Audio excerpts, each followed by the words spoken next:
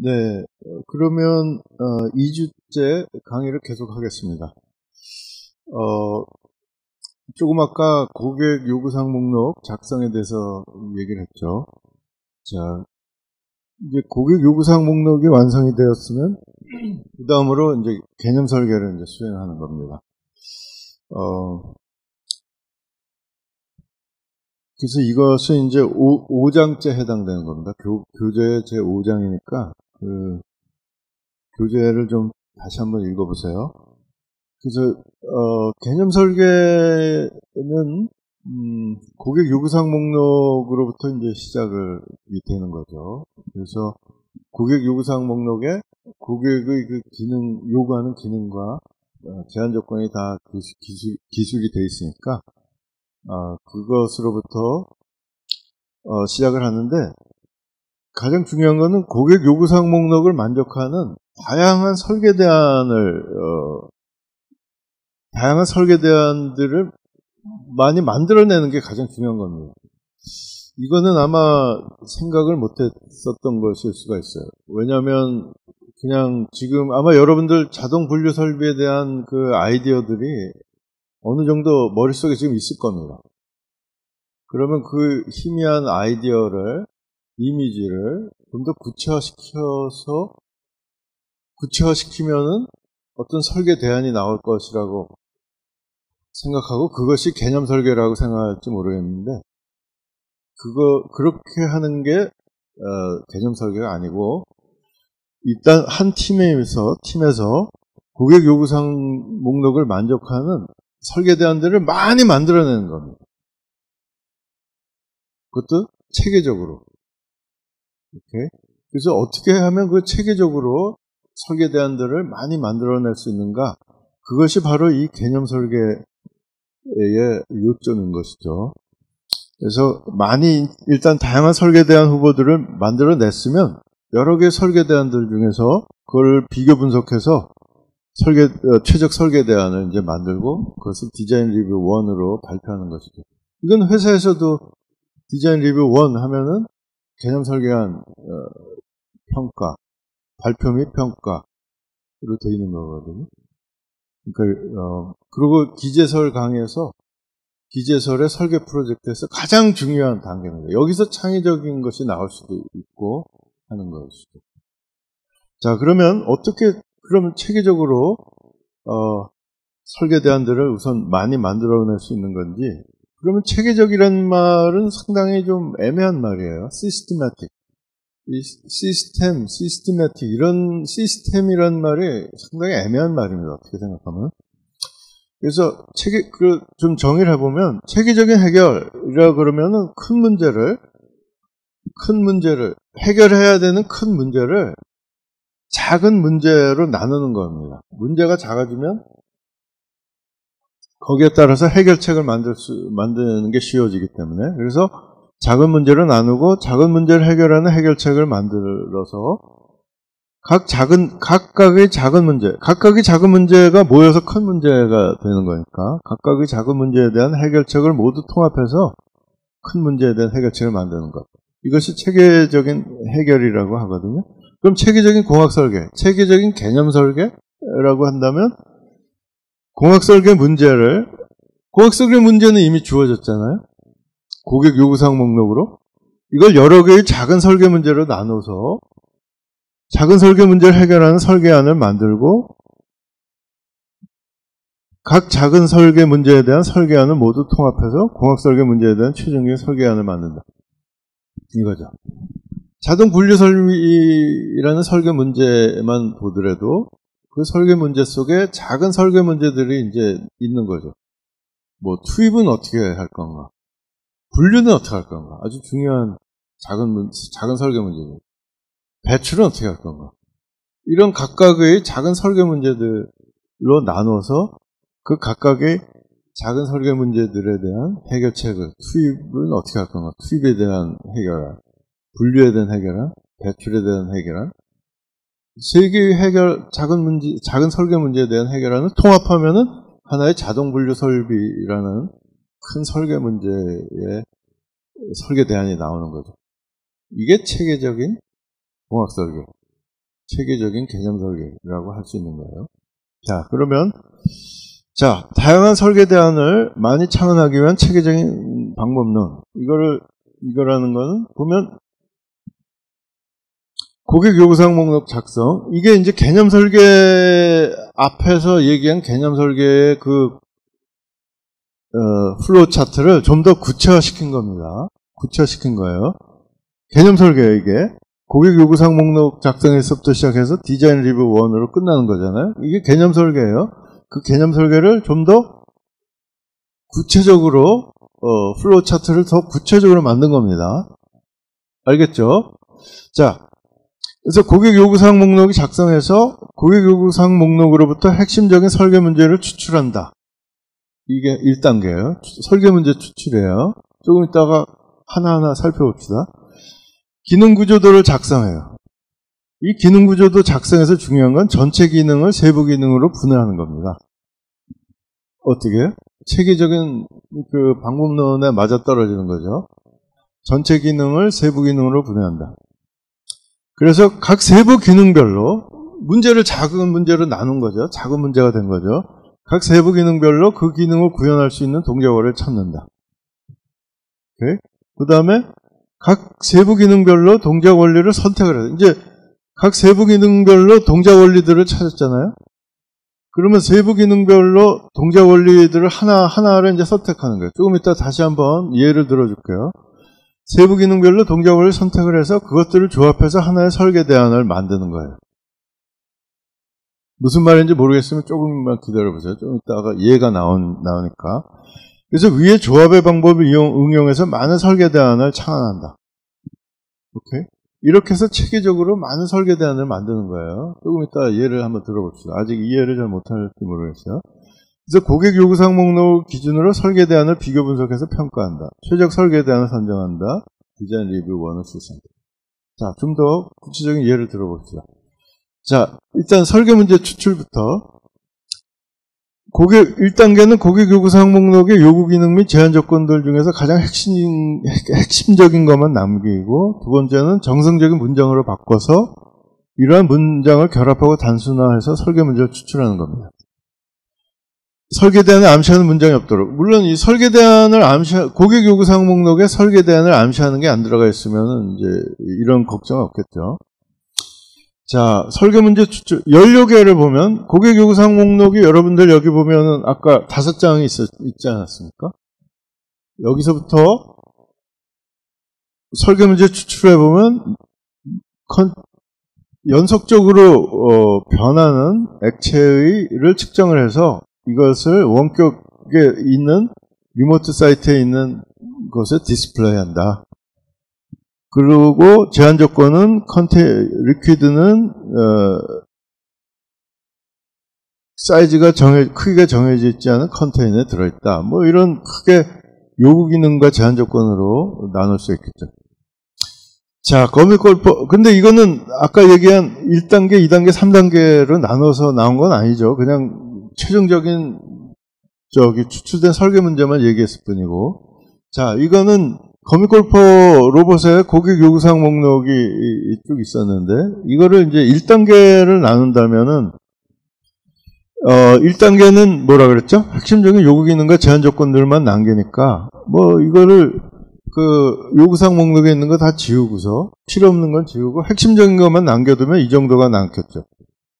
이 정도가 남은 거예요. 핵심적인 요구 기능과 제한 조건들. 오케이? 그러니까 이거는 하늘에서 떨어진 게 아니라 그냥 고객 요구사항 목록에서 나온 겁니다.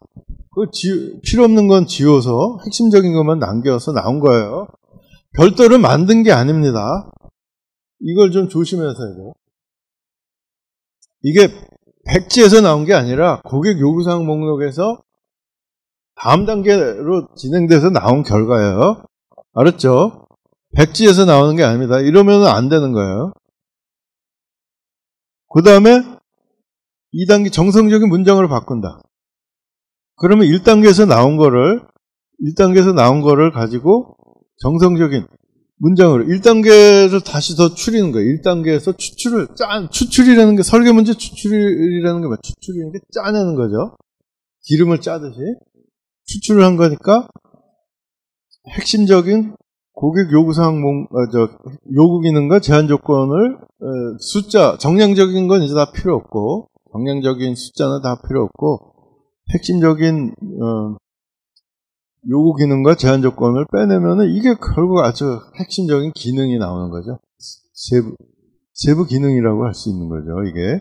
그래서 이거를 결합을 하면은 이 문장을 앞에 있는 2단계, 이것도 하늘에서 떨어진 게 아니죠. 1단계에 있는 거를 에서 나온 거예요.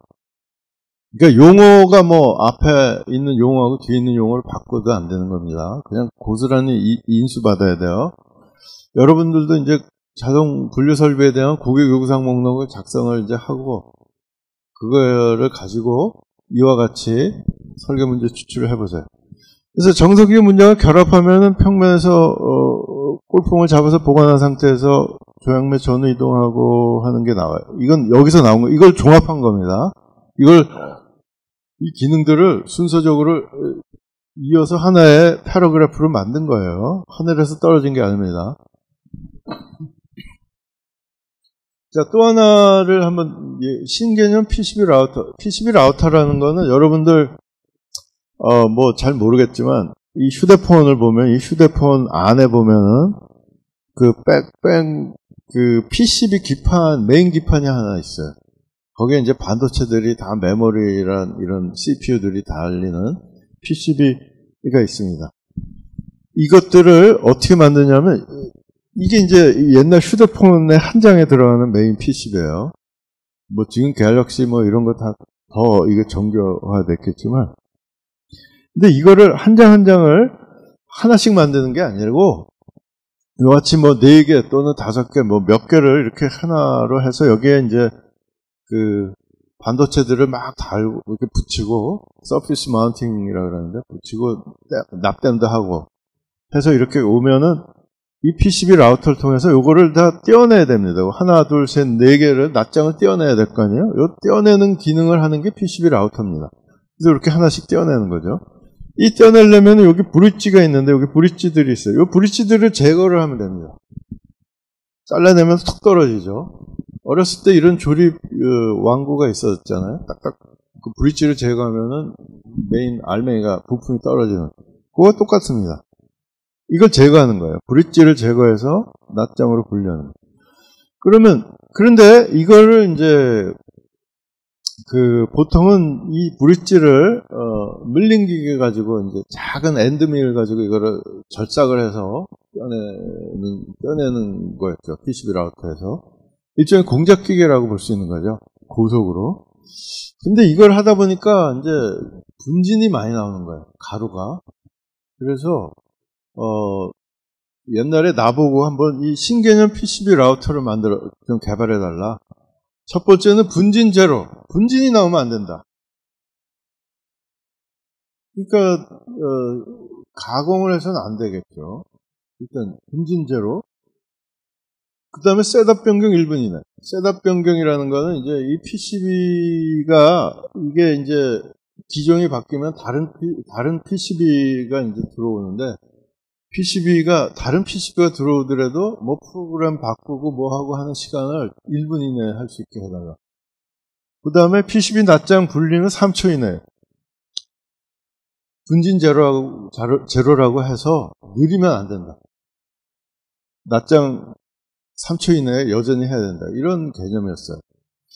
그래서 우리가 이런 거를 그래서 어떻게 하기로 했냐면 펀치로 이거를 브릿지를 펀칭으로 딱딱 자르기로 했습니다. 가공하는 게 아니라 팡팡 프레스로 이게 소성 변형이죠. 팍팍 찍어버리는 거죠. 브릿지를.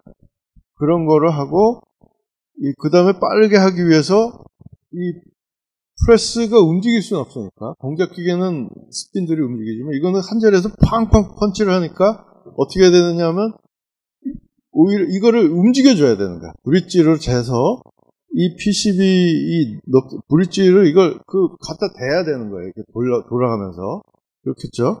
그렇게 바꿔야 되는 겁니다. 그래서 이 바꿀 수 있는 거를 이런 고속의 이런 장비를 고안을 해가지고 고안을 해서 이런 걸로 이제 보면은 여러분들 이게 여기 보면 여기 프레스 펀칭 하는 겁니다. 펀칭 하는 거에 갖다 대주는 거예요. PCB 어레이를. 그래서 이렇게 탕탕해서 찍어내는 겁니다. 그래서 이런 고속의 그 새로운 위치 결정 플랫폼을 우리가 만들어가지고 대응하기로 한 거죠. 그래서 이 신개념 PCB 라우터가 그러면 이렇게 해서 하는 거지만 하나의 그 PCB 라우터라는 제품을 설계해야 되는 거니까. 그래서 핵심적인 요구 기능과 제한 조건은 그 요구사항 목록으로부터 가공물 대상 PCB 어레이. 그래서 이걸 남긴 거예요. 고객 요구사항 목록을 내가 보여주진 않았지만 PCB 라우터의 고객 요구사항 목록 중에서 핵심적이지 않은 거는 다 지우고 남긴 겁니다. 이거 남긴 거예요. 하늘에서 떨어진 게 아닙니다. 고객 요구사항 목록에서 필요 없는 건 지우고 핵심적인 기능과 핵심적인 제한 조건이라고 되는 것만 남긴 거예요. 남긴 겁니다. 여러분들도 잘 해야 돼요. 고객 요구사항 목록에서 이 설계 문제 추출 1단계가 나와야 되는 거예요. 하늘에서 떨어지면 안 됩니다. 내 교수 면담할 때 한번 볼 거예요. 이렇게 단계별로 잘 해야 됩니다. 고기 잡는 방법을 배우는 거 아니에요? 선생님 창의적인 걸 하는데 이렇게 어떤 방법론을 준수해야 됩니까? 우리는 공학 설계를 하는 거지 무슨 애드워크하게 뭘 하는 창의공학 설계에서 했던 1학년 때 했던 거는 지금 이 순간부터는 그런 방법론 어떤 정해지지 않은 그런 설계 방법론에 의해서 하지 않은 것들은 그건 아마추어들이나 하는 거죠. 그건 잊어먹으세요. 아무리 창의적인 건 그럼 어디서 나오느냐? 조금 있으면은 어떤 아주 새로운 동작 원리를 이제 만들어내는 단계가 있습니다. 거기서 창의적인 게 나오는 거거든요. 그래서 이거는 그냥 스트레이트 포워드 한 거예요. 고객 요구사항 목록에서 나오는 겁니다. 조심하세요. 그래서 이거를 정성적인 문장으로 바꾸고 이제 뭐 220V 이런 거 다 숫자는 다 빼버리고 설계 문제를 이제 추출해야 되는 거니까 여기서부터 정성적인 문장으로 바꾸면 여기에 보면 이것들이 이제 핵심적인 세부 기능들이 나오는 거죠. 그래서 이거를 설계 문제로 만드는 거는 이거를 이거 순서대로 PCB 어레이를 반입해서 여기 반입하는 게 여기 어디 있습니다. 반입하는 장치가 있어요. 반입해서 이전에 반입된 것과 다르면 셋업 변경 작업을 하고 셋업 변경이 어디 있어요? 바뀔 때 셋업 변경 시간을 몇 짧게 해야 돼. 아니면 고정부에 고정하고 병진 원어 보관을 여기 원어 보관 다 말이 있습니다. 여기 제거하고 따로 반출한다. 이거를 하나의 그 시퀀스별로 일어나는 순서별로 통합해서 하나의 설계 문제가 나온 거죠. 자, 이런 식으로 해서 그 다음 두 번째 단계가 설계 문제가 추출이 됐으면 기능 구조도를 작성하는 겁니다. 기능 구조. 그래서 특정한 기능 구조도라는 것은 이 기능을 이 사각형 안에 쓰고 무엇을 한다. 그래서 특정 입력을 받았을 때 입력은 이 기능이 수행되기 위해서 재료가 있어야 되고 에너지가 있어야 되고 신호가 있으면은 이 무엇을 한다 하는 기능이 수행이 되고 이게 수행이 되면 출력, 에너지 흐름이 바뀌고 신호가 바뀌고 뭐 재료의 상태도 바뀌겠죠. 그래서 이게 기능이에요. 그래서 이게 기능 구조도고 그래서 재료는 뭐 굵은 실선, 에너지는 가는 실선, 뭐 신호는 점선으로 구분하면 좋겠죠. 그래서 예를 들어서 소재를 고정한다 하는 기능을 봅시다. 소재를 고정한다 하는 기능을 보면은 소재를 고정한다. 반입된 소재가 있어야지 소재가 고정이 되겠죠. 반입 완료 신호가 떨어지고 에너지가 있고 하면은 그다음 시작 신호가 떨어지면은 시작 신호가 떨어지고 반입 완료 신호가 떨어지고 반입된 소재가 있으면 소재를 고정한다 하는 기능이 수행되고 그게 수행이 돼버리면 소재는 고정된 소재가 돼버리고 고정 완료 신호가 나온다는 거죠. 오케이? 그래서 입력과 출력이라는 게 입력이라는 게 물질적인 게 들어가고 뭐 물질적인 게 나오는 게 아니라 입력이라는 거는 이 기능이 수행되기 위한 전제 조건이고 출력이라는 건 그 기능이 수행되고 나서 뭐가 바뀌는 것들, 이런 것들이 출력이에요. 자, 그래서 전체 기능 구조도를 먼저 그리고, 이 전체 기능을 그리고, 그러면 이 전체 기능이라는 거는 아까 추출된 설계 문제, 3단계에서 나온 거, 그대로 전체 기능이 되는 거예요. 그래서 전체 기능이 있고, 전체 기능에 대한 이 전체 기능이 수행되기 위한 입력들과 수행되고 나서 뭐 바뀌는 것들을 이제 기입을 하면 되겠죠. 그래서 이 전체 기능을 그 다음에 세부 기능으로 이제 분류하는 거예요. 세부 기능으로. 그래서 독립적인 세부 기능으로 이제 구분하는 겁니다. 그래서 이게 이 점선 안에 있는 게 전체 기능이고, 전체 기능의 입력은 똑같죠. 입력은 여기 똑같죠. 이거하고 이건 똑같고, 여기 출력은 여기 똑같죠. 그리고 이 안에서 이제 세부 기능으로 이제 나눠지는 거죠. 전체 기능을 세부 기능으로. 선생님, 그럼 세부 기능은 또 어디서 나오나요?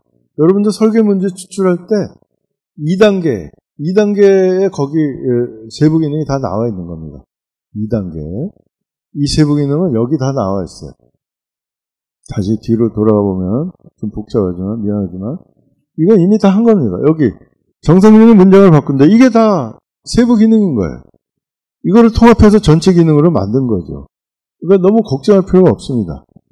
이미 세부 기능이 이미 다 나와 있는 거예요. 그래서 전체 기능과 세부 기능 이미 여러분들 다 한 겁니다. 이거를 입력과 출력으로 해서 입력과 출력을 다 디파인 해가지고 하나의 기능 구조도를 만들면 됩니다. 자, 그래서 연료계를 한번 봅시다. 연료계는 Measure and Indicate Continuous Changing. 이게 아까 설계 문제 추출에서 나왔던 거예요. 이게 연료계 기능입니다. 그 다음에 이 Store Liquid는 컨테이너의 기능이니까 지금 연료계하고는 관계없는 겁니다. 이건 제한 조건일 뿐이에요. 이건 제한 조건. 자, 그래서 이 기능이 수행되려면, 연료계의 전체 기능이 수행되려면 Initial Information of the Quantity of Remaining Liquid. 그러니까 들어야죠. 당연히. 메저링 하는 거니까. 그 다음에 익스터널 에너지가 있으면은 바로 수행이 돼서 Indicate Signal on the Quantity of Remaining Liquid로 시그널이 나오는 거죠. 그래서 시그널이니까 점선이고, 이거는 에너지니까 가는 실선으로 표시를 했죠. 자, 그러면 이걸 세부 기능으로 나눠야 되겠죠. 이게 전체 기능이니까.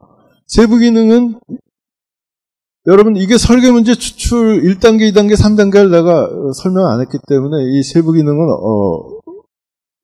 이전 슬라이드에는 없었어요. 자, 하여튼, 전체 기능을 세부 기능으로 나누면, 캘리브레이션 기능, measure. 다 기능이니까 캘리브레이트, 캘리브레이트 한다, measure 한다, 이런 기능으로 나온 거예요. 뭐뭐 한다로 나온 거예요. 연료계, 이런 이름을 쓰는 게 아닙니다. measure 한다, transmit 한다, indicate 한다 하는 기능이에요. 자, 그래서, 물론 measure the current quantity of liquid가 메인 세부 기능이죠. 굉장히 중요한 메인 세부 기능이죠. 그렇지만 나머지 이 calibration, transmit, indicate 기능이 없으면 또 연료계의 기능을 수행할 수가 없잖아요. 그러니까 이게 세부 기능 4개로 해서 썼죠. 자, 거미골프도 마찬가지입니다. 전체 기능 구조도는 추출된 설계 문제가 여기 그대로 오는 거예요. 자, 오는데 이 전체 기능이 수행되기 위한 조건이 치구 위에 골프공이 치구 위에 있어야 돼요. 전체 기능이 수행되기 위한 전제 조건. 전기 에너지가 있어야 되고, 어떤 에너지 쓸 수가 없어서 그냥 에너지는 다 썼습니다. 조작 신호가 있어야 되고, 뭐 시작 신호 하나 뭐 있어도 되겠죠. 그래서 이게 다 끝나면은 골프공은, 치구 위의 골프공은 방출된 골프공으로 되고, 방출 완료 신호가 나오겠죠. 자, 이거를 세부 기능으로 나눈 거예요. 세부 기능은, 이거는 2단계, 설계 문제 추출의 2단계에 보면 거기 이미 세부 기능이 다 나와 있습니다. 무슨 말이냐고요? 그거는 요 거미골퍼의 설계 문제 추출 슬라이드로 가서 보세요. 그럼 2단계에 보면 정상적인 문장으로 바꾼다 해서 보면 거기에 세부 기능이 다 나와 있습니다. 오케이? 자, 그래서 철판 평면에서 골프공을 잡아서 보관한다. 조향 및 전후 이동한다. 그래서 이거는 이제 순서적으로 세부 기능이 일어나야 되는 그 순서, 시퀀스별로 쓴 거예요. 보관한다, 전후 이동한다, 직각 전환한다, 그 다음에 수직병을 조향 및 상하 이동한다. 그래서 다시 일로 갔다가 다시 일로 와가지고 그 다음에 골프공을 방출한다 하면 이제 끝나는 거예요. 그러니까 이거는 조금 좀 테크닉이 필요했었던 건데, 잡아서 보관한다, 잡아서 보관해서 평면을 주행한다, 그 다음 전환한다, 이 평면에서 직각으로 전환한다, 그 다음에 수직벽면을 올라간다, 올라가서 다시 전환을 해야 되는 거니까 다시 전환한다, 전환한다 해가지고, 그 다음에 평면을 전환해서 티인그라운드에서 평면 주행을 해가지고 또 방출하는 거니까 방출한다 해서 조금 이게 중복이 되는 세부 기능들, 이게 시퀀스를 진행하다 보면 중복이 되는 걸 합한 거예요, 테크니컬하게. 그래서 하여튼 중요한 건 5개의 세부 기능으로 나온다는 것이죠. 거미 골퍼가 이게 기능 구조들. 오케이?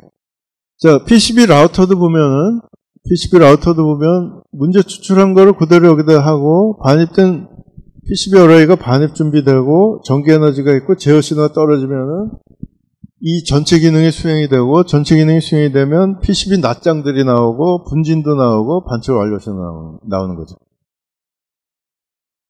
자, 이거의 세부 기능은, 이거 보면은, 아까 보면 2단계에 보면은, 설계 문제 추출의 2단계에 보면 이게 다 나와 있어요. 이 세부 기능들이.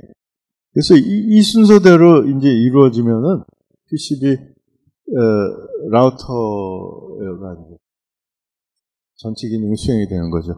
그래서 세부 기능이 몇 개? 하나, 둘, 셋, 넷, 다섯, 여섯, 일곱, 무려 8개의 세부 기능이 나온 거죠. 여러분들, 체계적인 공학 설계라는 게 이제 감이 잡히나요?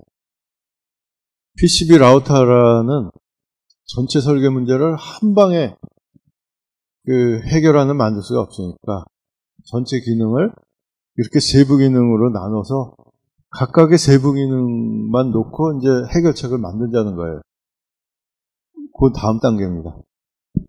알았어요? 다음 단계 한번 봅시다. 그래서 이거를 이런 방법론대로 쭉 따라가면 체계적으로 다양한 설계 대안들을 만들 수 있는 거죠. 자, 그래서 우선 여기까지 하고 나하고 교수 면담을 할 겁니다. 4월 6일 날 하루 종일을 잡아놨어요. 10시부터 21시까지. 그래서 교수 면담이 실시됩니다. 4월 6일. 자, 이때 되면 이제 나하고 이제 만나야 되는데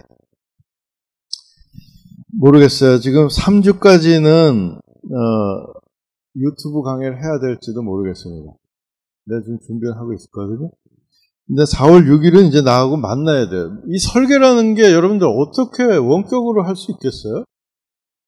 물론 여러분들끼리도 만나야 되겠죠. 4월 6일 전에 고객요구사항 목록, 설계문제 추출, 기능구조도를 작성하려면. 혹시 모르겠어요. 안 만나고도 할 수 있을지는 모르겠어요. 네?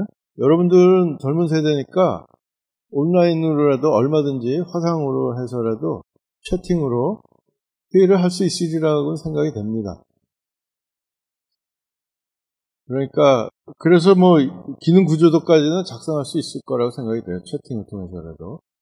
그러니까 여러분들 좋은 도구들이 많으니까 나름대로 각 회사별로 해서 기능 구조도 만들지만 교수 면담은 이거를 채팅으로 할 수는 없다고 생각합니다. 그래서 나하고 이제 만나야 되는데 교수 면담 방법은 저번 주에 얘기했죠. 한번 봅시다. 4월 6일인데 그때까지 코로나 바이러스가 어떻게 될지. 그래서 이때 이 교수 면담을 할 때 로그북을 다 갖고 와야 되겠죠. 로그북을 갖고 와가지고 원본 날짜들이 날짜별로 정리되고 쪽수가 기입됐는지 볼 거고 A4 용지만 사용됐는지 상공 구멍 정렬이 됐는지 상공 파일로 할 때 물론 이제 여러분들 이제 회사에 나가면 이거를 이제 뭐 직접 이렇게 처리하지는 않았을 가능성도 있어요. 데이터베이스에 넣어서 할 수도 있겠지만 일단 연습을 하는 거니까. 회의록 점검. 회의록에서 중요한 게 추진사항이 제대로 정리 점검됐는가. 저번에 얘기했어요. 저번 주에 리더십을 확보하는 거라고 했습니다. 사전기술 조사한 자료가 로그북에 있나. 자동 분류 설비를 하는데 이거를 아무 사전기술 조사하지 않고 그냥 백지 상태에서 분류 설비를 설계해 본들 그게 뭐 얼마나 대단한 게 나오겠습니까? 비행기를 개발하는데 이전 기술들 조사를 안 하고 신개념 비행기를 개발하겠다고 해본들 라이트 형제 비행기밖에 더 나오겠어요? 엔지니어가 사전기술 조사를 안 하고 뭘 하겠다는 겁니까? 그럼 자동 분류 설비면 당연히 사전기술 조사가 나와야 되겠죠. 특히 전번 학기에 비슷한 걸 했는데 그거를 조사 안 하고서 뭘 하겠다는 거예요? 선생님 그거 컨닝하는 거 아닌가요? 컨닝이잖아요. 여러분들 그게 컨닝하고 사전기술 조사를 구분하지 못할 정도입니까? 단순한 컨닝, 복사하고 그걸 이용을 해서 새로운 더 나았고 향상된 거를 개발하는 거하고 그거를 모르나요? 그래서 사전기술 조사한 게 얼만큼 풍성하게 있는지 볼 겁니다. 그리고 고객 요구사항 목록 점검할 거예요. 그리고 머스트 및 옵션으로 해서 분류 시간이 머스트 얼마, 옵션 얼마, 설치 면적 머스트 얼마, 옵션 얼마, 그 근거는 뭐인가? 뭐 이 근거는 뭐 여러분들 아까 얘기한 거와 같이 뭐 그렇게 하는데 뭐 이 근거가 확실하게 나오겠죠. 그 다음에 요구 기능들 잘 기술되어 있는가, 정량화하는가, 정량화가 잘 되어 있는가, 제한 조건은 어떻게 잘 되어 있는가, 이런 걸 다 볼 겁니다. 이 AC 전원, AC/DC 컨버터, 이런 것들은 조교들이 다 올릴 겁니다. 조교들이 올리지 않은 거는 달라고 욕을 하세요. 그래서 그런 도면들, 배출구 밑에 놓이는 컨테이너의 도면, 규격, 이런 게 전부 고객 요구사항 목록에 이미 들어가 있어야 돼. 그래서 나중에 설계할 때, 야, 컨테이너 크기 얼마지? 그러면 고객 요구사항 목록을 뒤져보고, 이거 아니냐. 그렇게 해서 설계를 할 때 써야 되는 거죠. 나중에 상세 설계할 때, 기본 설계할 때, 야, 컨테이너 사이즈는 어떻게 돼 있지? 어디 있지? 그건 어디 있나? 이렇게 찾아보는 건 참, 고객 요구사항 목록에 이미 그건 다 그 정보들이 다 들어가 있어야 되는 거예요. 그리고 설계 문제 추출, 조금 아까 설명했듯이 해서 기능 구조도를 어떻게 만들었는지 여기까지 볼 겁니다. 여기까지 4월 6일까지 잘 좀 해서 여러분들 고기 잡는 방법을 배우는 거예요. 고기 잡는 방법. 물론 고기도 잡아야 돼. 잡는 고기를 잘 해서 설계 컨테스트 때 잘 해야 되겠지만 고기 잡는 방법을 지금 오늘 얘기한 대로 그 단계가 완벽하게 이루어져야 돼요. 교수 면담 때 체크할 겁니다. 고기 잡는 방법대로 제대로 했는지. 이거는 훈련이 필요한 거예요. 이게 훈련이 필요한 겁니다. 알겠죠?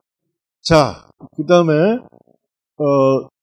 이제 기능 구조도를 그렸으면, 교수 면담이 끝났으면 또 여러분들 해야 되는 게 각 세부 기능을 구현할 수 있는 동작 원리들을 탐색하거나 구현해야 됩니다. 이게 유튜브 강의가 좀 길어지면은 지루할지 모르니까 적당히 중간중간에 끊고서 다시 들어오도록 하세요. 오늘 이 시간에 이 유튜브 강의 하나로 개념 설계 강의가 다 끝나는 겁니다.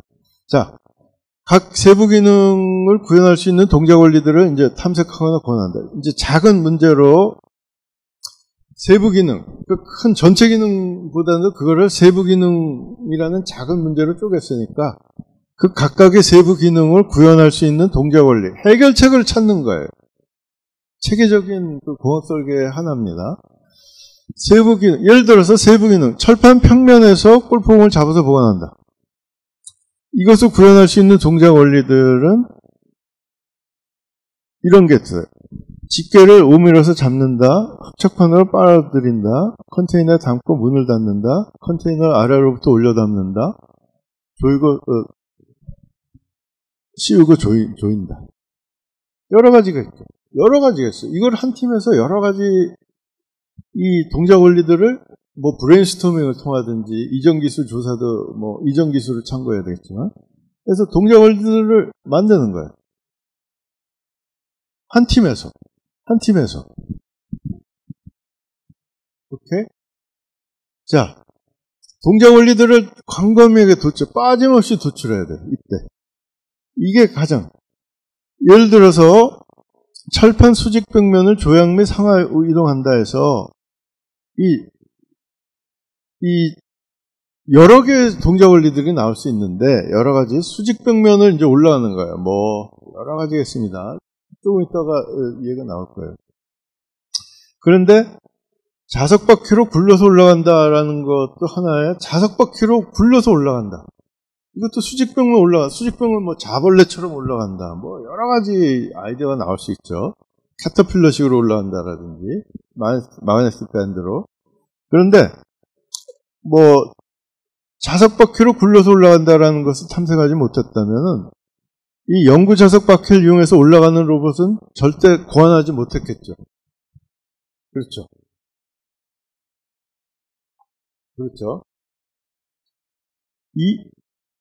이 동작 원리를 광범위하게 도출해서 여기서 이 자석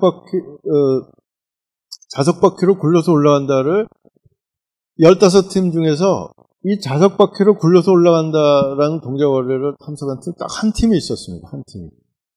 결국 그 팀이 우승했어요. 그 팀이. 자석 바퀴로 올라가. 나머지 팀들은 저 동작 원리가 없기 때문에 최종적인 설계 대안에 그런 로봇이 나올 수가 없는 거예요. 자석 바퀴로 올라가는 로봇은. 그렇지 않습니까? 그렇죠? 그러니까 동작 원리, 각 세부 기능의 동작 원리를 찾는데 그 동작 원리 중에서 빠진 게 있으면 안 되는 거예요. 얼마나 중요합니까? 흉내내기 하면 안 됩니다. 흉내내기. 가장 핵심적이에요. 여기서 창의적인 게 나올 수가 있는 거예요. 여기서 창의적인 그 거미골프 로봇이 나오는 거죠. 그러니까 세부 기능별로 여러 개의 다양한 동작 원리를 탐색해내는 일은 참으로 고통스럽고 시간이 많이 걸려요. 그러나 바로 이 단계가 개념 설계의 성공을 결정짓는 중요한 첫 번째 단계예요. 네? 단계 동작 원리. 자, 그래서 여러분들 봅시다. 수직 벽면을 조향 및 상하 이동한다. 그래서 한 부분을 고정하고 다른 부분은 직선 이동한다. 오케이? 다른 부분 고정하고 회전한다. 이렇게 회전해서 간다. 자벌레처럼 이동한다. 자석 또는 진공 바퀴를 이용해서 굴러서 이동한다. 캐터필러, 자석 또는 진공 캐터필러를 이용해서 이동한다. 보세요. 여기서 이게 빠진 거예요. 다른 팀은 이게 빠져있어. 한 팀만 들어가 있어. 아, 선생님 다 들어가지 않습니까? 천만의 말씀. 이게 지금 답을 보니까, 이게 왜 빠질까요? 그거 당연히 들어가야죠. 천만의 말씀. 한 팀, 15팀 중에 한 팀만 이 동작 원리가 있었다고요. 쉬운 게 아니라고. 여러분들 자동 분류도 마찬가지야. 분류 원리를 뭐로 할 거냐? 얼마나 중요하겠어요, 그게. 분류하는 방법이 여러 가지가 있지. 크기를 이용할 수도 있고, 무게를 이용할 수도 있고, 다 이용할 수도 있고. 거기에 따라서 분류 원리가 얼마나 많이 있다고 우선 생각을 하고, 그걸 찾아낼 생각을 해야 되는 거예요. 그냥 머릿속에 말이지, 지금 하나, 분류, 이렇게 하면 되겠지. 그게 정답이 아니라고요. 그거를 명확하게 인식을 하고, 여러 팀원들이 모여서, 다양한 분류 원리들을 생각을 해내야 된다고.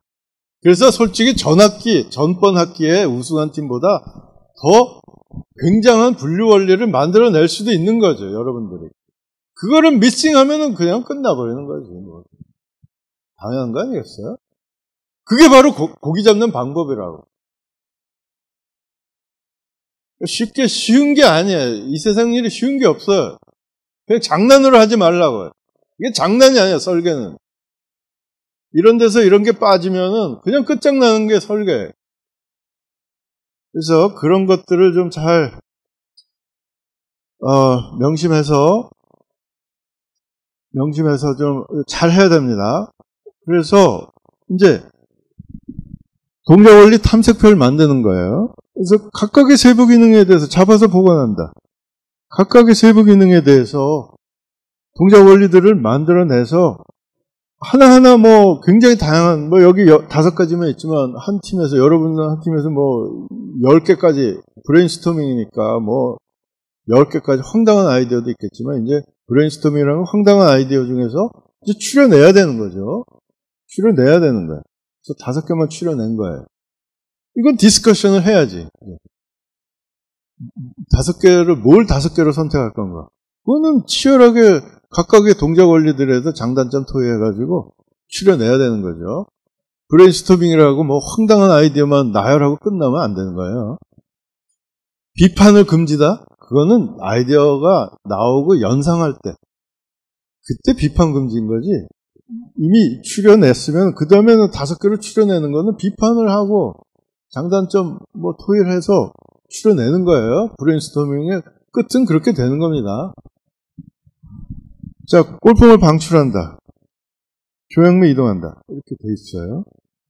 자, 그런데 여기서 마지막으로 하나 더 얘기할 거는 독립된 세부 기능을 남긴다 그랬어요. 세부 기능이 잡아서 보관한다, 방출한다. 이게 독립적이라는 말은, 세부 기능들이 독립적이라는 것은 이 세부 기능을 구현하는 동작 원리가 서로 다르다는 거예요. 예를 들어서 골프공을 잡아서 보관한다. 여러분들, 골프공을 잡아서 보관한다. 골프공을 잡는다. 골프공을 보관한다 하는 세부 기능을 독립시킬 수도 있어요. 골프공을 잡는다. 이것은 붙여놨잖아요. 잡아서 보관한다. 이게 무슨 말이냐면 골프공을 잡는다. 골프공을 보관한다 하는 2개의 세부 기능이 독립적이지가 않는다는 거예요. 그러니까 골프공을 잡는 동작 원리하고 골프공을 보관하는 동작 원리가 같을 수가 있다는 거예요. 예를 들어서 골프공을 잡는다, 집게로 잡았다 이거예요. 잡아서 이렇게 가면은 가잖아요. 그걸 보관하는 기능하고 집게로 잡는 거에 잡는다, 보관한다, 이게 잡아서 가는 거니까 집게를 오므려서 잡는다 하는 게 골프공을 잡는다, 보관한다가 같은 동작 원리로 잡는다, 보관한다가 구현이 되기 때문에 이거를 골프공을 잡는다, 골프공을 보관한다를 독립시키다가는 세부 기능을 동작 원리가 같은 게 중복이 되니까 이거를 잡아서 보관한다를 아예 같이 묶은 거예요. 골프공을 잡는다, 골프공을 보관한다는 독립적이지 않다. 그 2개의 세부 기능이. 그래서 잡아서 보관한다고 합했어요. 그렇죠? 동작 원리들을 보면 알 수가 있잖아요. 그게 세부 기능이 그런데 골프공을 잡아서 보관한다고 방출한다는 완전히 다른 동작 원리죠. 방출하는 동작 원리하고 보관한다가 다르잖아요. 그렇죠? 그래서 이건 독립적이라고 볼 수 있는 거죠. 그건 잘 판단해야 되겠죠. 자, 여러분들 자동 분류 설비에서 세부 기능들이 뭐 몇 개가 나올 텐데 그 세부 기능들은 독립적이어야지 된다. 즉, 그 세부 기능을 근데 뭐 당연하겠죠. 뭐 골프공을 투입한다. 골프공을 분류한다. 그룹 1을 투입한다. 분류한다. 그게 어떻게 같은 동작 원리를 2개를 다 해버릴 수는 없겠죠. 독립적이겠죠. 무슨 말인지 알겠죠?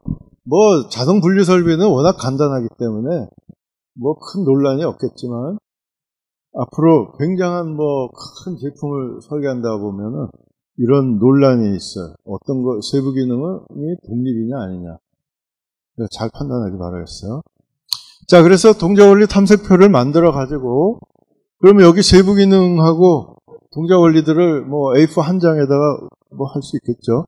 그래서 세부 기능 명칭은 세부 기능 구조도의 명칭과 일치돼야 되는 거예요. 이게 함부로 하늘에서 떨어지면 안 돼. 세부 기능 구조도의 세부 기능과 동작 원리 탐색표의 이 세부 기능은 같아야지. 그러면 이게 다르면 어떻게 돼? 말이 안 되는 거지. 그럼 세부 기능 구조도 뭐하러 그랬어요? 그러니까 세부 기능을 여기 그대로 골프공을 방출한다 그대로 인수인계를 받아야 되는 거예요. 앞 단계에서 단계별로 완벽하게 진행이 돼야 돼요. 쓸데없는 용어가 뭐 나오면 안 됩니다. 뭐 예를 들어서 자동 분류 설비도 마찬가지예요. 골프공을 배출한다고 요구사항을 쓰다가 뭐 세부 기능 구조도에는 뭐 방출한다. 배출한다 갑자기 방출한다로 바뀌면 말이 안 되는 거죠. 용어가 바뀌면. 방출한다는 말 어디서 떨어진 거예요.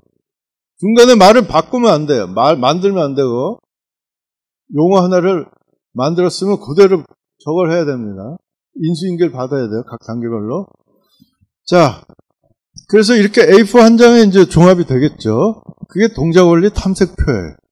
자, 다시 한번 얘기하지만 수학이나 역학 문제 해결하는 경우는 그냥 문제에 대해서 수학적 모델을 구하고 그냥 스트레이트 포드 1차원적이지만 하나의 경로예요. 유니크한 답이 있죠. 설계 문제는 절대 해결책에 도달할 수 있는 경로도 다르고 해결책이 딱 하나가 유니크한 해결책이 있는 게 절대 아니에요. 그건 알겠죠? 그렇죠? 그래서 결국은 해결책을 찾기 위해서 뭐 내가 할 수 있는 최선의 방법은 그냥 여러 개의 해결책을 만들어낸 다음에 그 해결책들을 비교해서 그 중에 이게 하나의 최선이겠구나 하는 수밖에 없는 거예요. 최선을 다해서. 그렇죠? 자, 그러면 많은 해결책을 체계적으로 만들어내는 방법이 바로 여기 나와 있어요. 해결책을 많이 만들어낼 수 있어요. 왜냐하면 동작원리 탐색표부터 시작하는 거예요. 다시 이제 동작원리 탐색표에 보면은 세부 기능별로 구현해야 되는 동작원리들이 이렇게 있죠. 아까 이 개념 설계 초반에 내가 뭐 설명을 했는데 잘 이해를 못할 거라 그래가지고 지금 여기서 이해하면 됩니다. 세부 기능별로 동작원리들이 이렇게 있어요. 이렇게 동작원리들이 있죠. 자, 그래서 선택된 여기서 PCB 어레이 여기에서 4개 PCB 어레이 반입이에요. PCB 어레이 잘 안 보이겠지만 PCB 어레이 반입하는 방법 중에 로봇을 이용할 수 있고 컨베이어를 이용할 수 있고 슬라이드를 이용해서 중력을 이용할 수도 있고 뭐 사람이 반입할 수도 있는데 이 중에서 원리를 하나 PCB 어레이 반입은 컨베이어를 거쳐서 반입한다. 이 동작 원리를 하나 고른 거예요. 그 다음에 PCB 어레이 이전 거가 비교한다. 카메라로 자동 인식해서 비교할 수도 있고 터치 센싱을 이용할 수도 있고 사람이 수동 입력할 수도 있는데 카메라로 자동 인식한다를 선택을 했어요. 이 세부 기능 2에 대해서 이거 세부 기능 1에 대해서는 이거 이해가 되죠? 그 다음에 셋업 변경은 뭐 동작 원리 하나여가지고 고를 게 없고 PCB 어레이를 고정부에 고정한다. 이 여러 가지 뭐 진공 흡착도 있고 흡연성이 있는 치구를 쓴다. 테두리 고정한다. 뭐 공기 주머니로 밀착한다. 테두리로 고정하는 거야. 4번 세부 기능에 대해서는. 됐죠? 이렇게 해서 각 세부 기능별로 동작 원리를 하나씩 고르는 거예요. 골라서 이거를 이거를 이 동작 원리를 인테그레이션을 하면 합하면은 이런 설계 대안이 나오는 거죠. 그러니까 다시 얘기해서 이거는 여기에 구현되어 있어요. 이 통합이라는 게 참 애매한 거예요. 이게 뭐 레고 블록처럼 뭐 이게 레고 블록 끼듯이 하는 건 아니거든요. 원리들이 이 설계 대안에 묻어 들어가야 된다는 거니까 참 애매하죠. 이건 한번 여러분들이 해봐야 돼. 그래서 하여튼 그래도 다 묻어 들어가 있어요. 이런 원리들이 다 묻어 들어가 있어. 그래서 설계 대안 하나를 만든 거예요. 무슨 말인지 알겠어요? 설계대. 그러면 이게 시사하는 게 굉장히 큰 거예요. 시사하는 게 커요. 왜냐하면 이런 방법을 쓰면은 뭐예요? 여러분들 좀 만약에 설계 동작 원리를 바꿔 1번 세부 기능에 대해서 이걸 하고 터치 센싱 이거 하고 이걸 하고 그다음에 이걸 하고 동작 원리를 각 세부 기능별로 동작 원리 선택을 다르게 하면 다른 조합이 나오고 그 동작 원리를 인테그레이션 하면 또 다른 설계 대안이 나온다는 거죠. 예를 들어서 이것처럼 여기처럼 오케이? 또 다른 설계 대안 이기나 이 설계 대안과 앞에 걸 비교해 보세요. 이거하고 완전히 다른 설계대안. 어때? 한 팀에서 하는 거예요. 그러면 도대체 몇 개의 설계대안이 나올 수 있어요? 경우의 수를 따지면은 4가지 경우가 있죠. 4 곱하기 3 곱하기 12. 이건 1이니까 12. 12에 4니까 48. 50이라고 하면 2 하면 100.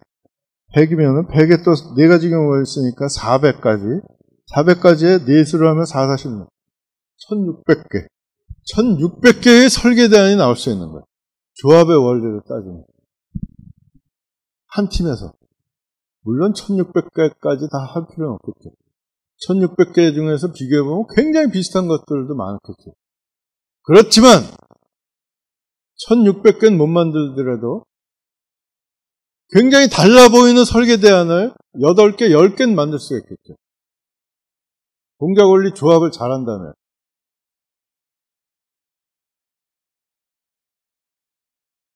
그렇죠. 그걸 잘 이용을 해서 그걸 쓰는 거예요. 여러분들이 직접 써보는 거예요. 여러분들이 자동 분류 설비를 이런 식의 방법을 이용을 해서 한 팀에서 한 8개, 10개 만들어내는 거예요. 적어도 팀 멤버가 7, 8명이면 7개, 8개. 한 팀원이 하나씩의 설계대안을 만들어 오고 그 설계대안들이 다 달라 보이는 설계대안을 만들어 오는 거죠. 동작 원리 조합의 힘을 이용해서. 그걸 해야 되는 거예요. 개념 설계. 지금 바로 여러분들이 하는 거예요, 이제. 그래서, 그렇죠. 거미골퍼도 마찬가지죠. 거미골퍼도 말이지. 그러니까 동작 원리 탐색표는 만들어야 돼요. 당연히 만들어야죠, 여러분들이. 이제. 세부 기능이 몇 개 나오겠어요? 많이 안 나오겠죠, 여러분들. 자동 분류 설비는. 하여튼 거미골퍼는 지금 5개의 세부 기능 중에서 동작 원리 탐색표를 만들고, 여러분들 만들어야 돼요. 자동 분류 설비에 대해서. 만들어서, 여기에서, 자, A팀에서 이거. 이게 뭐야? 1번 세부 기능. 골프공을 잡아서 보완한다. 이걸 동작 원리 잡은 거예요. 골프공을 방출한다. 이거예요. 중력을 이용해서 낙하시킨다. 철판 평면을 조약 및 바퀴를 이용해서 이동한다. 수직 벽면 올라가는 거는 한 부분을 고정하고 다른 부분은 직선 이동해서 이렇게 투바디 디자인을 해서 찍 잡아내려서 당기고 또 올라가면 하는 거예요. 알았죠? 평면 전환하는 거. 자, 이걸 인테그레이션 한 게 바로 이거예요. 인테그레이션 한 거예요. 이게 굉장히 중요한 거죠. 이 5개의 동작 원리를 인테그레이션해서 이러한 입체도로 이러한 설계대안을 만드는 것이 굉장히 중요한 건데, 여러분들도 한 사람이 하나씩은 해봐야 돼요. 사장이 이 동작 원리 탐색표를 만들면 자동 분류 설비에 대해서 여기서 동작 원리들을 이렇게 찍어가지고 너는 이걸 인테그레이션한 설계대안을 만들어 와. 자동 분류 설비에. 이렇게 숙제를 내줘야 돼요. 그걸 내가 교수 면담 2에서 체크할 거예요. 고기 잡는 방법을 연마하는 거예요. 오케이? 자, 여러분들, 이 A팀에서 거미골퍼 로봇에 대한 설계대안을 몇 개를 만들어냈는지를 봅시다. 한 팀에, A팀에서, 우승한 팀이야. 그래서 이런 식으로 해서 이거 만들어줬고, 그 다음에, 팀원 한 사람이 이걸 해왔을 때는, 이 그림 하나하고 자기의 그 자동 분류 설비의 설계대안 하나하고, 그거에 대해서 이런 식의 단계별 동작 분석표를 만들어 와야 돼. 2개를 만들어 와야 돼. 이것만 하나 덜렁 만들어 오고서 이게 어떻게 움직이는지를 말로 말이지. 이게 이 플레이트가 올라가고, 그 다음에 이게 당겨지거든. 이 밖에서 굴러가고. 이딴 식으로 말이지, 설계대안을 설명하면은 이해를 못해요. 딴 팀원들이 이해를 못하면 나중에 어떤 설계대안이 좋은지를 장단점 토의할 때 그 팀원들은 모르고 나만 그냥 내가 만들어 온 설계대안만 대변한다고. 그러면 무슨 놈의 최적 설계대안이 골라지겠어요, 거기서. 그러니까 다른 팀원들한테 적어도 이런 식으로, 애니메이션을 그릴 수는 없지만, 이런 식으로 해서 하나하나 어떻게 올라가고, 전환하고, 골프공을 방출하는지를 이런 그림을 그려와서 설명을 해야 돼. 다른 팀원들이 내가 설계한 설계 대안이 어떻게 움직이는지를 자세히 설명을 할 수 있는 단계별 동작 분석이 필요하다고. 이걸 그려오지 않으면 아무 의미가 없어요. 자, 설계 대안 2번을 봅시다. 이거는 설계 대안이 바뀐 거예요. 이렇게 바뀌었어요. 그래서 이렇게 된 거예요. 이게 자석 바퀴로 올라가는 범위로. 그래서 이렇게 올라가는 거예요. 단계별 동작 분석. 그 다음에 설계 대안 3번. 이건 이렇게 올라가는 거예요. 그래서 이런 식의 단계별 동작 분석을 그려와서 설명한 거예요. 설계대안 4번은 이렇게 캐터필러식으로 올라가는 거예요. 동작 분석. 그 다음에 이거는 애니메이션을 그렸죠. 애니메이션. 이거 확실히 탁 보면 알죠. 어떻게 움직이는지. 너무 이렇게까지 할 시간이 없기 때문에 이제 입체도 그려오는 거죠. 근데 뭐 보면은 너무 이거는 실현 불가능하다는 거를 아이러니컬하게 애니메이션을 통해서 보여주니까 아이러니컬하게 실현 불가능한 걸 알 수가 있는 거죠. 예를 들어서 여기서 이게 늘어날 수가 없죠. 이렇게. 그래서 이게 설계대안 6번은 이런 식으로 이것도 뭐 애니메이션을 그려오니까 너무 명확히 할 수 있는 거죠. 투바디 디자인으로 해서 올라오고 얘가 올라가서 문제는 여기서 이렇게 나가는 게 이게 기가 막힌 거죠. 이게 애니메이션 카메라는 실제로 구현할 수가 없는 거죠. 그러니까 이거는 대본에 안 된다는 게 알 수 있어요. 이런 동작 분석. 알았어요? 여러분들 한 팀에서 설계된 6번 물론 한 9개까지 했는데 6개만 내가 예를 드는 거야. 어떻게 한다고? 동작 원리를 다르게 동작 원리 탐색표에서 다르게 골라가지고 이거를 한 팀원이 가서 만들어 오는 거예요. 이거 인테그레이션해서 설계 대안을. 자동 분류 설비 마찬가지예요. 7, 8명이면 7, 8개가 나와야 돼요. 로그북에 반드시 들어야 됩니다. 이 과정을 뛰어넘고서 개념 설계 뭐 완성할 생각하지 마세요. 그건 엉터리 개념 설계가 될 수 있어요. 고기 잡는 방법을 한번 연습해 보자고. 응? 알았어요? 굉장히 중요한 단계예요, 결국은.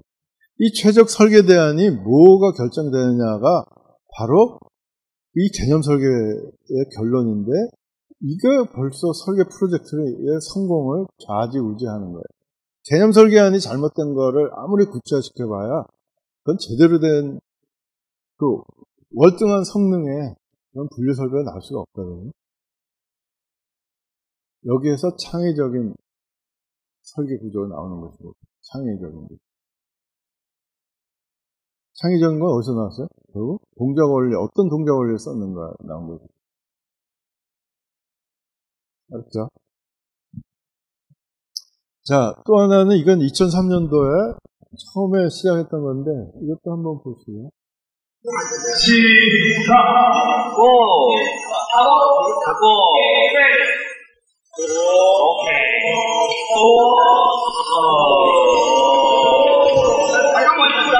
잠깐만. 오케이, 잠깐.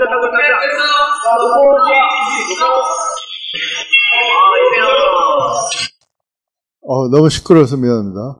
잠 좀 깼을 것 같은데. 자, 이거는 2003년도인데요. 여기도 마찬가지예요. 여기도 한 팀에서 이렇게 6개 설계 대안을 만들었어요. 여기 물론 각 설계 대안별로 동작 분석이 되어 있는 게 있어요. 그래서 어떻습니까? 이런 식으로 해서 여러분들도 다양한 설계 대안을 만들었어요. 자, 이제 설계 대안이 한 팀에서 7, 8개가 나왔으면 거기서부터 최적 설계 대안을 이제 고르는 게 훨씬 쉬운 거죠. 쉽죠. 이제. 그래서 그러면 7, 8개의 자동 분류 설비 설계 대안에 대해서 뭐가 가장 최적인가를 설명할 때는 결국 고객 요구사항 목록으로 돌아가서 각 설계 대안이 요구 기능과 제한 조건을 얼마나 잘 충족하는지 설계 대안 하나하나 따져보면 되는 거예요. 뭐. 이때 뭐 내가 만든 설계 대안을 저쪽에서 막 공격한다고, 다른 팀원이 공격한다고, 거기서 기분 나빠하면 그거는 이미 아마추어예요. 뭐라 그랬어요? 설계 대안을 내가 제시했을 때는 이 설계 대안의 소유권은 이미 없어지는 거야. 거기서 자존심 내세우면 그건 바보 멍청해. 최적 설계 대안을 잘 선정하는 것이야말로 이제 중요한 거니까 이 단계에서. 자, 그래서 거미골프 로봇의 핵심적인 기능과 제한 조건은 여기 뭐 설계 문제 추출해서도 다 했었던 거죠. 그래서 10개 돼서 장단점 분석표를 만들어가지고 고객 요청 목록으로부터 충족해야 하는 기능과 제한 조건. 그래서 하나, 둘, 셋, 넷, 다섯, 여섯, 일곱, 여덟, 아홉, 10개. 여기서 나온 거예요, 10개. 오케이? 그래서 10개에 대해서 각 설계에 대한 형상에 대해서 1번 설계에 대해서 일단 여기 플러스, 마이너스, 제로. 그러니까 각 설계에 대한 별로 구현할 수 있는 게 유리한 거, 불리하면 마이너스, 뭐 보통이면 제로 해가지고 각각을 이제 해 보면은 여기 보면은 이런 것들은 이제 마이너스가 너무 많이 나와요. 어차피 실현 불가능한 거니까. 이렇게 해서 이런 그런데 이거 하나하나를 플러스를 할 거냐 마이너스를 할 거냐는 이거 한 사람 한 사람 또 팀원들이 디스커션 해야 되겠죠. 여기서 제일 나쁜 게 뭐냐면 이거를 각 개인이 해오라고 시키는 거야. 각각 숙제를. 그래가지고 여기 플러스 몇 개 받았는지 통계를 내는 거죠. 이게 제일 나쁜 거예요. 그따위로 통계 내는 걸로 해서 최적 설계 이런 식으로 설계할 생각하지 말라고. 그거는 정치를 하는 거지. 이게 무슨 설계예요. 모두 모여서 각각이 플러스인지 제로인지 마이너스인지를 직접 디스커션을 해서 하나하나 여기다가 이걸 선정을 해야 돼. 모여서. 그런데 이게 플러스인지 마이너스인지 알려면은 이 설계되는 데서 다른 팀원들이 전부 완벽하게 이해를 해야지. 그 이해를 못 시키고 이 단계에 진입하면 이게 무슨 소용이 있겠어요. 그러니까 각 설계대안이 어떻게 움직이는지를 동작 분석을 통해서 완벽하게 설명을 하고 이해를 해야 돼. 모르면 자꾸 질문하고 다른 사람 설계대안에 대해서. 흉내내게 하지 말라. 칸 채우게 하지 마세요. 이거를 뭐 서기한 사람이 말이지 쫙 해오고 말이지. 이런 식으로 설계를 하면 그게 무슨 의미가 있겠어요. 설계대안은 그렇게 열심히 만들어내고서 2단계에서 서기한 사람이, 사장한 사람이 지 맘대로 따다다닥 써가지고 이게 무슨 놈의 설계, 그게 무슨 놈 팀워크냐고. 그렇게 해서 이렇게 하다 보면은 일단 이 1단계를 거르는 거예요. 그래서 완전 형편없는 건 빼버리고, 7, 8개가 나왔으면 그 중에 3개 또는 4개 정도? 반 이상은 탈락시켜버리고, 파이널리스트 3개 정도 남기는 거예요. 이 단계에서. 그래가지고, 파이널리스트 중에서 7개, 8개 중에서 3개 정도만 남기고, 이 장점, 단점에 대한 해결책을 어마어마하게 디스커션 하는 거예요. 단점에 대해서, 뭐가 장점인지 쓰고, 이거 한 사람이 또 해오면 안 돼요. 칸 채우기가 아니라, 진짜 여러 명이 모여가지고 장점을 나열하고, 3명에 대해서 인텐시브하게 하는 거예요. 그렇기 때문에 여기서 8개면 8개 중에서 반 이상을 탈락시킨 거예요. 이 작업을 하기 위해서. 이걸 8개에 대해서 다 하지 말라고. 그러면 엉성하게 되는 거죠.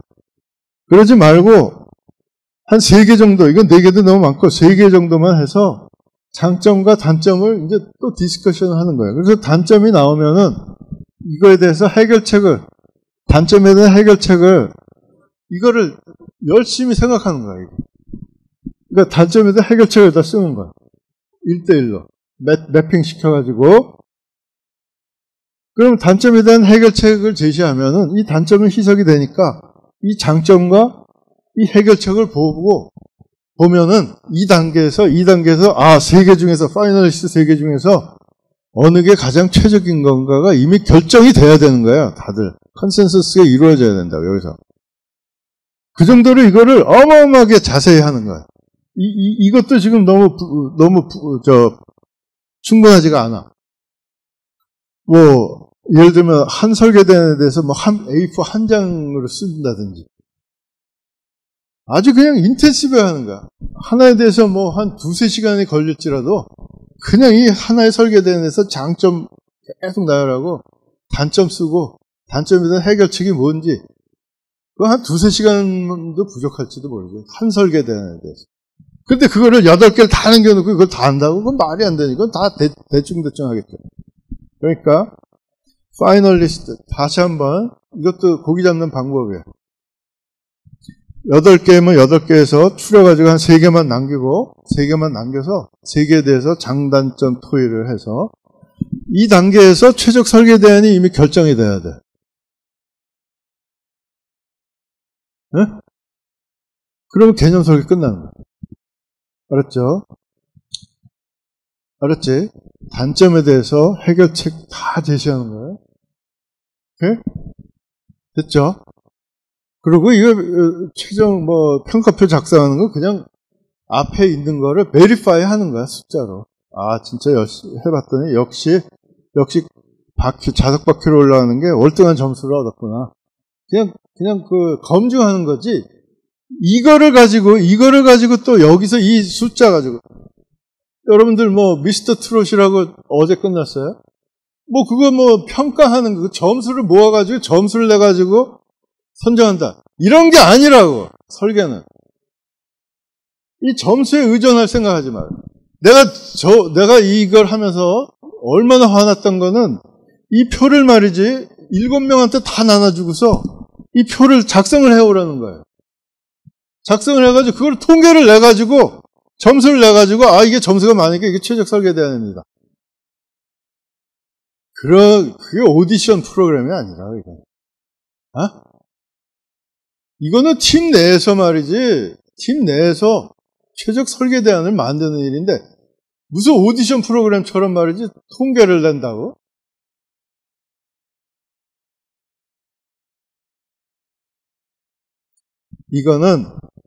이것도 하나하나 5점이냐 4점이냐 3점이냐 하나하나를 팀들이 모여가지고 하나하나 다 매겨야 돼. 그러니까 애당초 이 설계대안이 3개 정도면 되는, 파이널리스트 3개지. 이걸 8개를 해가지고 말이지, 그걸 점수를 다 낼 생각하면 그 점수가 이게 제대로 평가가 되겠어요? 그러니까 이거를 모여가지고 5점이냐 3점이냐 이거를 디스커션을 해서 점수를 내가지고 역시 여기서 말이지 장단점 토의했던 것 중에 이게 최적 설계대안이라는 생각이 들었는데 역시 점수를 내보니까 확실히 2번이 최적 설계대안이구나, 맞구나. 이게 베리파이 되는 거죠.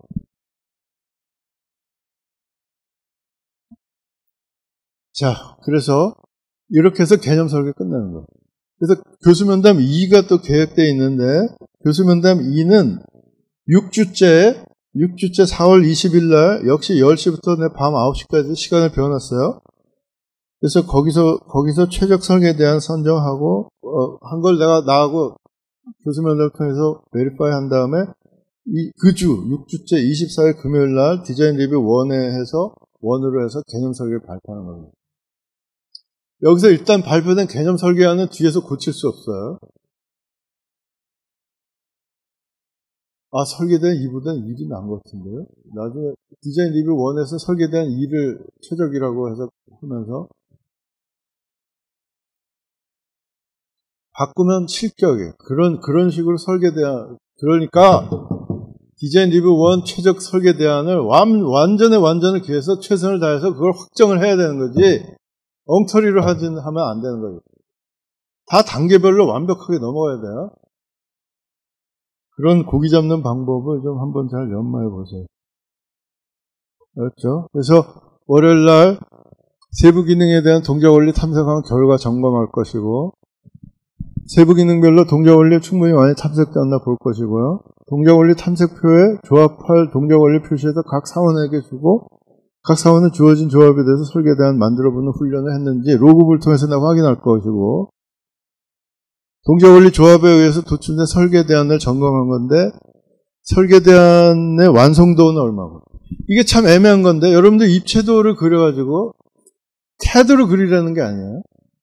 입체도를 해서 그려도 충분한데 그 입체도를 어느 정도 좀 구체적으로 잘 그려야지 그냥 대충 말이지. 입체도 물론 그리는 능력을 연마를 안 했을 텐데 그래도 최선을 다해서 입체도로 잘 그려가지고 그 다음에 어떻게 하라고요? 동작 분석표. 동작 분석, 입체도, 설계에 대한 입체도와 동작 분석도 그 입체도를 이용해서 그리는 건데, 동작 분석이 제대로 잘 돼 왔는지, 이거를 볼 거예요. 도출된 설계 대안들에 대한 장단점 분석표. 그래서 몇 개로 파이널리스트 한 3개를 압축해서, 나머지 8개는 다 떨어버리고, 3개 정도로만 압축한 다음에, 그 3개에 대한 파이널리스트에 대해서 장단점 토의 결과표. 분석 충분히 구체적인가, 단점에 대한 해결책은 잘 제시되어 있는가. 그래서 최종이 아니라 최적이에요. 최적 설계에 대한. 그래서 최적 설계에 대한은 동영상이 어떻게 되는, 동영상으로 좀 그 최적 설계에 대한은 좀 애니메이션으로 해서 발표를 해야 되겠죠. 그 정도는 해야지. 그래서 선정 근거는 확실하고 합리적인가. 이거는 핵심적인 부분에 대한 공학적 해석을 했는가. 이거는 공학 해석을 할 수가 없지. 개념안이 거기 무게도 나와있지도 않고 하는데 무슨 공학 해석을 하겠어요. 근데 기본적인 동작 원리에 대해서 공학 해석을 할 거면은 예비 실험을 해본다든지 하는 정도 있겠지만, 그건 옵션이에요. 마스트가 아닙니다. 그리고 디자인 리뷰 1의 100점 평가 기준이에요. 이거는 한번 읽어보세요. 디자인 리뷰 때, 우리 대학원생들이 다 와가지고 하나하나 이제 심사를 할 겁니다. 오케이? 최적입니다. 미안합니다. 최종이 아니라 최적이에요. 최적. 용어를 막 만들면 안 되는데, 이거 고치지 못했네. 미안합니다. 최적 설계대냐? 최종이 아니라 최적. 오케이? 자, 이것으로서 개념 설계 강의를 끝내겠습니다. 여러분들, 이 개념 설계가 굉장히 중요한 부분인데, 제발 좀 공학 설계 책도 좀 다시 한번 읽어보고, 공학 설계 책도 교재도 읽어보고 해서 이 방법론을 머릿속에 숙지한 다음에 책으로는 읽어서 아무 소용없어요. 이제 설계 프로젝트를 통해서 한번 경험을 통해서 연말해봐야 되거든요. 그러니까 한번 설계 프로젝트에 잘 응용해서 멋있는 최적 설계 대안을 도출하길 바라겠습니다. 자, 수고 많았습니다.